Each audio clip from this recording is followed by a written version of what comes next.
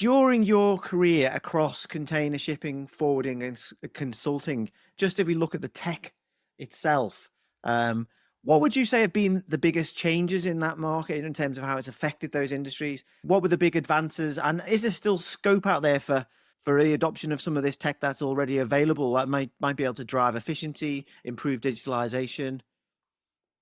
There's a lot of digital technology available that is not or not sufficiently being utilized today in the industry.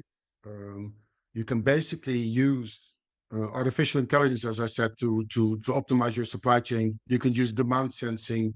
You can by data sharing, you can optimize someone's supply chain and data sharing between the individual partners through what they call digital twins. You can actually optimize a facility or a warehouse or a construction of a vessel.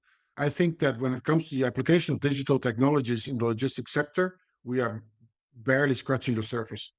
There's a lot more to be done. One of the big items there is not so much the availability of data, but the willingness of the partners in the supply chain to share those data, to share the data.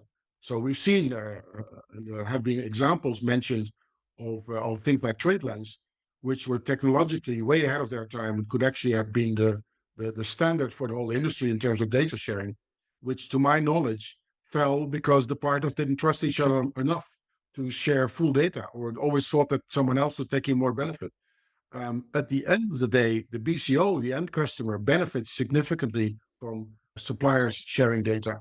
And you saw already in the case of trade lanes, you would have a port saying that the truck arrived at 3 o'clock. The trucker himself said he arrived at 3:30, and the BCO said, to my knowledge, he only arrived at 4. Why is that? Because there was no consolidation of the data in the system. So I think that when it comes to digital innovation, it's barely scratching the surface. And of course, every CEO of every company in the world, if he doesn't mention the word AI in his investor podcast, then his share price will go down.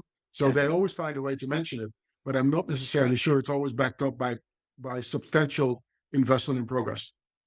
If you were a forwarder or an SME shipper, what tech solutions out there, say if you're trying to cut costs or freight rates or procurement or transaction costs of borders, but take your pick. Where's the low hanging fruit? What's available on the shelf? You can pluck it off. And if you're not using it already, it'll save you money. Seen in action is the use of digital twins, where you literally mimic an operation, be that an office operation, be that a warehouse, be that something else, where you run the data through an optimization tool that tells you how to optimize your physical operation. And it's not saying that it's the absolute truth, but I'm saying it provides you an alternative data set analysis based on your physical operation. And there, I think the advantages are significant, particularly as capacity is short, as warehouses are full, as a throughput is very important in ports as well.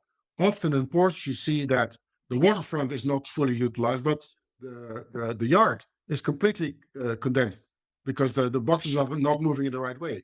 You can use a digital twin to do yard optimization. So I see very much that the technology is there, but it's not always utilized in the right way.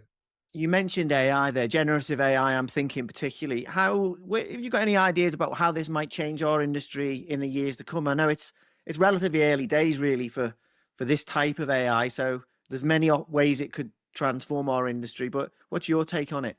Well, no, but I would assume that the use of generative AI to rewrite contracts, the use of generative AI to rewrite agreements, because it can do essentially what a law clerk can do, Gen AI can do as well. I'm being very rude now at the moment towards that profession, but I would assume that Gen AI can do a lot, particularly for the paper trail in the industry, and simplify it and standardize it.